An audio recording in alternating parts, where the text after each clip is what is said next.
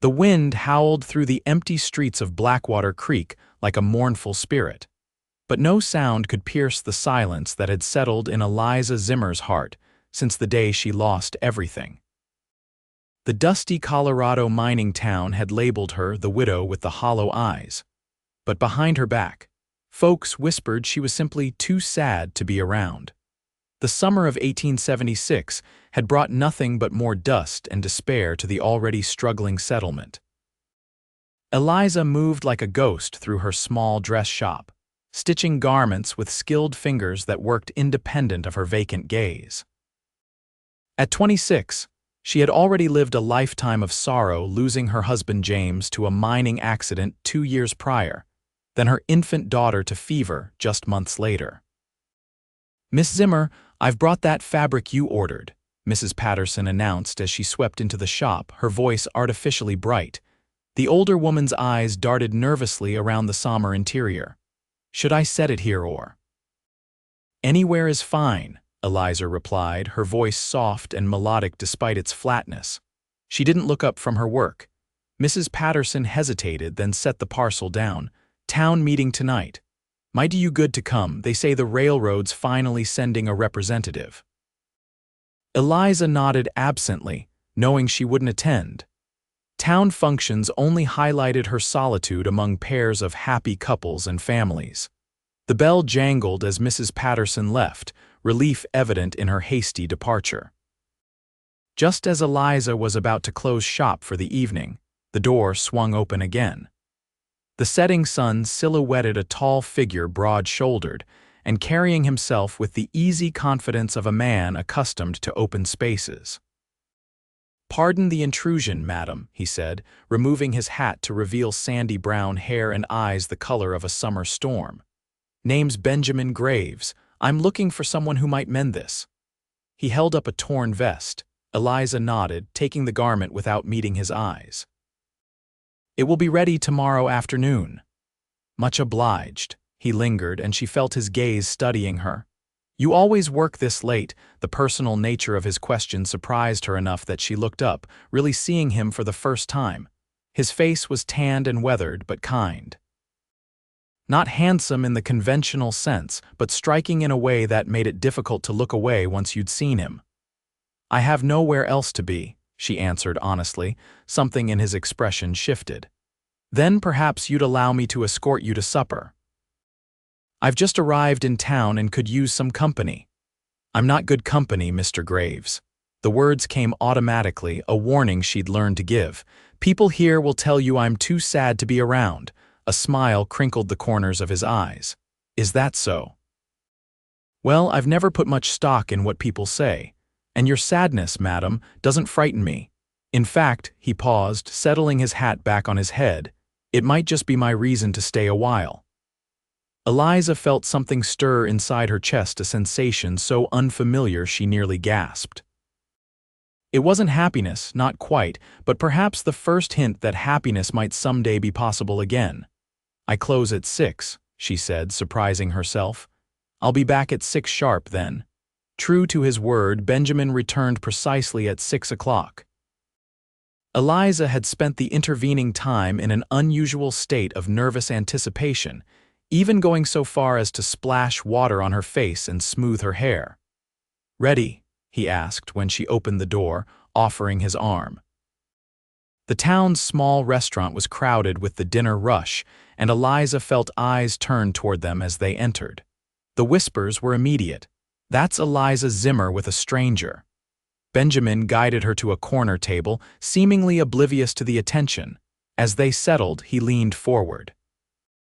"So, Miss Zimmer, Mrs., she corrected automatically. "Though there is no Mr. anymore, Mrs. Zimmer," he amended gently. "What brought you to Blackwater Creek, my husband? James came for the silver mines in '71. I followed with dreams of opening a dress shop for the wives of successful miners." Her lips twisted in a humorless smile. "The mines played out, but not before taking James with them." "I'm sorry for your loss," he said, and unlike most who offered the phrase, he seemed to genuinely mean it. "And what brings you here, Mr. Graves? There's little left in Blackwater Creek to interest a man like yourself." A man like myself, his eyebrow quirked upward. And what sort would that be? A cowboy, she said, noting his worn leather vest and the way he sat slightly sideways as though more accustomed to a saddle than a chair. Former cowboy, he corrected. I've been hired by the railroad as a scout. They're surveying a route through these parts. The railroad. Her voice held a note of bitterness. 2 years too late for Blackwater Creek. Perhaps not, Benjamin countered. A rail stop could rejuvenate the town, bring new business, new life. Some things can't be brought back to life, Mr. Graves. No, he agreed, his eyes never leaving hers. But new things can grow in their place. Over simple plates of stew and bread, Benjamin told her of his years driving cattle from Texas to Kansas, of sleeping under stars so bright they seemed close enough to touch, of the freedom and loneliness of the open range. What made you leave that life? She asked. Time, he said simply. I'm 32 now. Wanted something that might last longer than the next cattle drive. The railroad offered stability, a chance to use my knowledge of the land for something permanent. As they finished their meal, Eliza realized she had talked more in one evening than she had in months. Something about Benjamin drew words from her like water from a deep well, slowly at first, then flowing more freely. He walked her home in the gathering twilight, stopping at her porch steps. Thank you for your company, Mrs. Zimmer.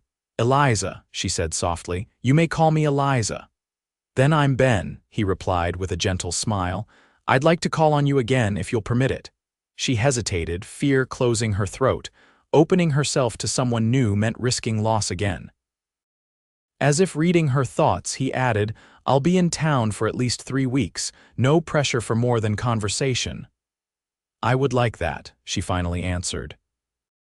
For the next week, Benjamin appeared daily, sometimes just to say good morning before his surveying work, other times staying for longer conversations in the evening.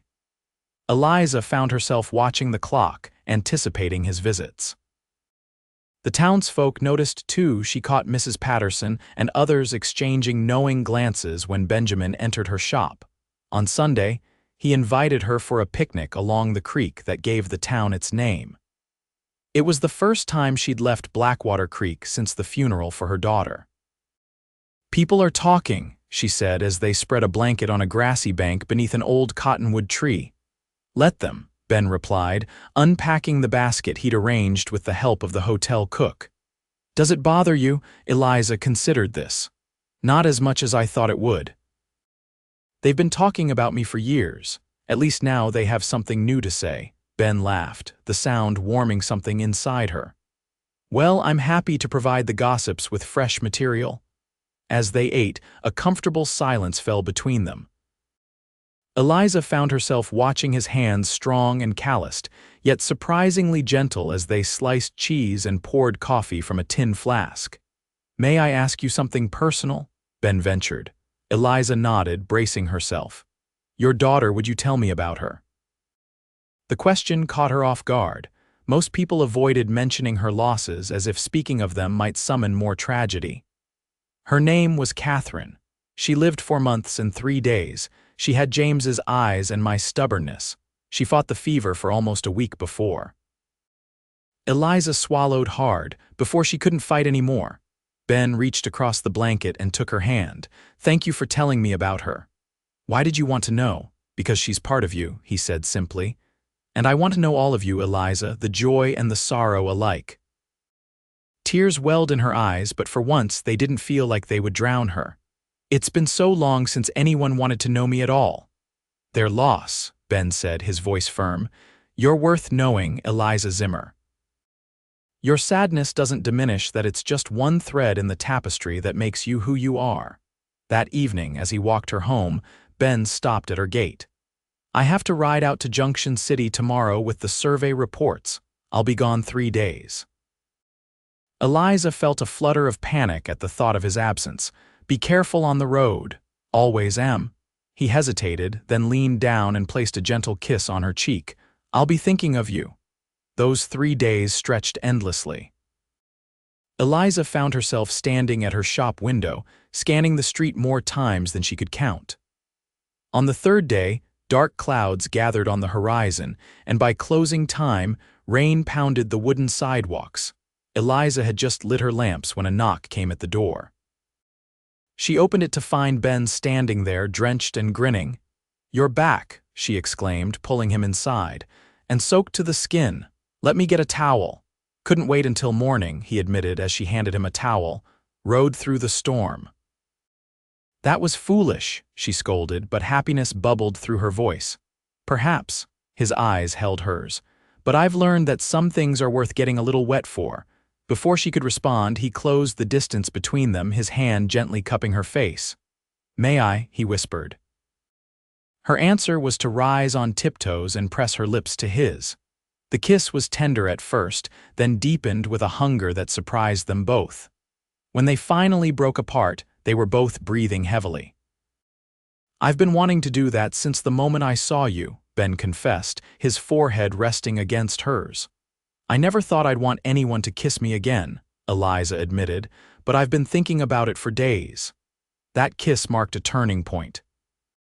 The town noticed the change in Eliza's small smiles appearing more frequently, color returning to her cheeks. Some approved, particularly Mrs. Patterson, who declared it high time that girl remembered she was still living. Others, like James's former mining partner Harold Wilson, muttered about disrespect to the dead. Ben spent his days surveying the proposed rail route and his evenings with Eliza.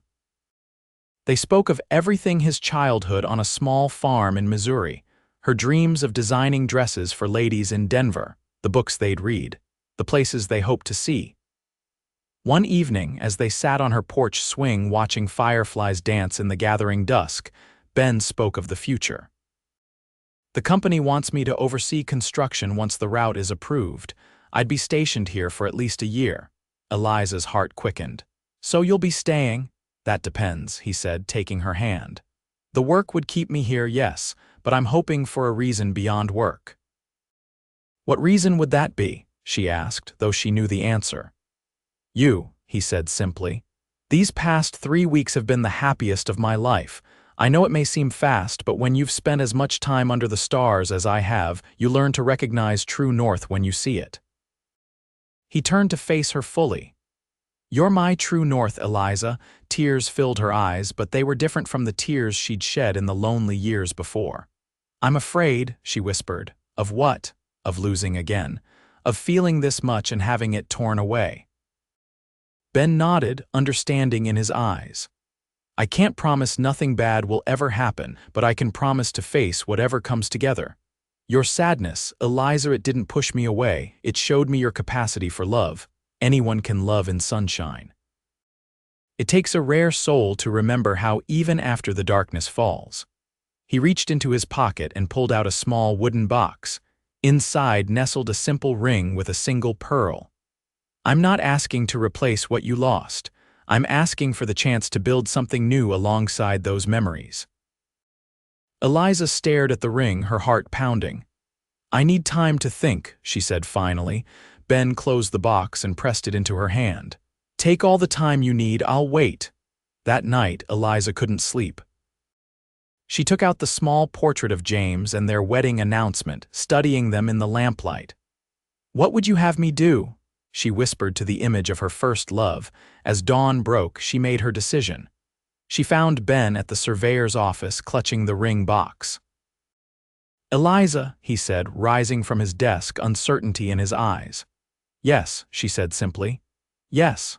A smile began to spread across his face. "Yes, I'll marry you. Yes, I want to build a new life with you. Yes, I'm ready to feel joy again, even knowing it comes with risk." Ben swept her into his arms, lifting her off her feet in an embrace that left them both laughing. "I promise you won't regret it." "I know," she said, and for the first time in years, she felt certainty. They were married 2 weeks later in a small ceremony at the town's church. Mrs. Patterson helped Eliza fashion a new dress of pale blue silk, declaring that white is for first-timers and you're starting a second chapter, dear. The Railroad Commission approved the route through Blackwater Creek the same week, ensuring Ben's position as construction overseer. As summer turned to fall, the first work crews arrived, bringing new energy to the dying town. Not everyone welcomed the changes. Harold Wilson, who had been drinking heavily since the mines closed, confronted them one evening outside the general store. "You've forgotten him already," he slurred, pointing an accusatory finger at Eliza. "James was worth 10 of this railroad man." Ben stepped forward protectively, but Eliza placed a restraining hand on his arm. "I haven't forgotten James, Harold, I never will. But he would want me to live, not just survive." "You were too good for this town anyway," Harold muttered, his anger deflating into sadness. "James always said so." "Then honor his memory by helping make it better," Ben suggested gently. "The railroad will need experienced men who know mining and explosives." This unexpected offer seemed to confuse Harold. He stared at them for a long moment, then nodded once before shuffling away. "That was kind of you," Eliza said as they continued their walk home. "He's hurting," Ben replied. "Grief takes different forms in different people. Some turn quiet like you did, others get angry like him." "And how do cowboys grieve?" she asked. Ben's eyes grew distant. "We ride. Sometimes for days, until the horse is tired and you're so far from where you started that the pain can't find you anymore." He squeezed her hand. "But that's a lonely way to heal." As winter approached, Ben and Eliza moved into a larger house on the edge of town, one with room for the future they both hoped for. The railroad construction halted for the winter months, giving Ben time to renovate their home and help Eliza expand her dress shop to accommodate the growing demand. One snowy evening as they sat before the fire, Ben asked a question that had been on his mind. "Do you ever regret saying yes, trading your quiet life for all this chaos?" Eliza considered the question seriously. "Sometimes I feel guilty for being happy," she admitted. "As if my happiness somehow dishonors what I lost." Ben waited, giving her space to find the words. "But then I remember something my grandmother told me after my father died when I was 12. She said grief and joy aren't opposites, they're companions. One teaches us to value the other." Eliza leaned her head against his shoulder. "So no, I don't regret saying yes. You didn't ask me to forget my sadness. You just gave me permission to feel something alongside it." Spring brought renewal to Blackwater Creek. Construction resumed on the railroad, and new businesses began appearing in anticipation of the coming rail line.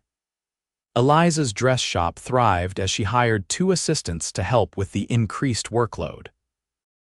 On the anniversary of her daughter's death, Ben took the day off to accompany Eliza to the small cemetery on the hill overlooking town. They placed wildflowers on the tiny grave. "I wish you could have met her," Eliza said, her voice steady despite the tears that slipped down her cheeks. "I feel like I have through your stories," Ben replied, his arm around her waist. "And I hope someday we'll have children who will know her story too." Eliza turned to him, a vulnerability in her eyes he hadn't seen in months. "What if I can't?" "The doctor said after Catherine that it might be difficult. Then we'll fill our home with love in other ways," Ben assured her. "There are always children who need families." As they walked back toward town, Eliza stopped suddenly, her hand going to her stomach. "I've been meaning to tell you something," she said, a mixture of fear and hope in her voice. "I'm late, 2 months now." Ben stared at her, joy dawning across his face. "Are you saying?" She nodded, tears filling her eyes again. "I was afraid to hope, afraid to tell you in case. In case it ends like before." Ben gathered her in his arms, his own eyes wet. "Whatever happens, we face it together. But Eliza, this is wonderful news." The pregnancy progressed well through summer and into fall. The town celebrated alongside them, especially Mrs. Patterson, who appointed herself unofficial guardian of Eliza's health, constantly bringing herbal teas and advice. Even Harold Wilson found redemption, sober now and working as a blasting expert for the railroad. He crafted a beautiful wooden cradle as a peace offering, delivering it with gruff embarrassment. "James would be happy you found your way forward," he told Eliza, the closest he could come to an apology. In November of 1877, as the first train whistle sounded in Blackwater Creek, Eliza went into labor. The birth was difficult and long, testing Ben's resolve as he paced outside their bedroom while the doctor and midwife worked within. After 18 hours, the cry of a healthy baby boy filled their home. When Ben was finally allowed inside, he found Eliza exhausted but radiant, cradling their son. "Meet Benjamin James Graves," she said as Ben sat carefully beside her on the bed. "I thought we might call him BJ." Ben touched his son's tiny hand with wonder. "He's perfect," he whispered, then looked up at his wife with eyes full of love and gratitude. "And so are you." As winter settled over the now thriving town, the Graves family established new traditions while honoring old memories. On Christmas Eve, they placed a special ornament on their tree for Catherine, ensuring she remained part of their family story. By spring, Blackwater Creek had transformed. The railroad brought regular commerce, new settlers, and prosperity. Eliza's dress shop expanded to include ready-made clothes for the growing population, while Ben was promoted to regional manager for the railroad's western expansion. On the first anniversary of their marriage, Ben surprised Eliza with a small leather journal. Inside, he had written the story of how they met, including his first impression of her. "When I walked into your shop that day," he'd written, "I saw a woman whose sadness ran as deep as a mountain river, but I also saw strength that the sadness couldn't wash away. I knew then I wanted to be the one who stayed when others left, who saw beauty where others saw only brokenness." Eliza read his words with tears streaming down her face. "Is that really what you saw?" "That and more," Ben confirmed, taking her hand. "They said you were too sad, but I knew your sadness was just the shadow cast by a heart capable of incredible love, and I was right." She leaned into his embrace, their son sleeping peacefully in his cradle nearby. "I never thought I'd find joy again," she confessed. "I was existing, not living." "And now," Eliza smiled up at him, her eyes reflecting the light of their future. "Now I'm living fully with all the joy and sadness and love that entails. Thank you for showing me how." As years passed, Blackwater Creek continued to grow, and so did the Graves family. BJ was joined by a sister, Catherine Rose, and later by 2 children they adopted after a terrible mining accident in a neighboring town left them orphaned. Eliza never forgot her first family, but with Ben's love and understanding, she created a life where joy and sadness coexisted, each making the other more meaningful. The woman once called too sad became known instead for her compassion, using her own experience with grief to help others navigate their darkest days. Ben often said that loving Eliza taught him the true meaning of courage, not the bravery of facing physical danger, which he'd known as a cowboy, but the courage to open one's heart after it's been shattered. On their 25th anniversary, surrounded by children, grandchildren, and friends, Eliza raised her glass in a toast to her husband. "To the cowboy who wasn't afraid of a sad woman," she said, her eyes sparkling with the hard-won joy of a life fully lived.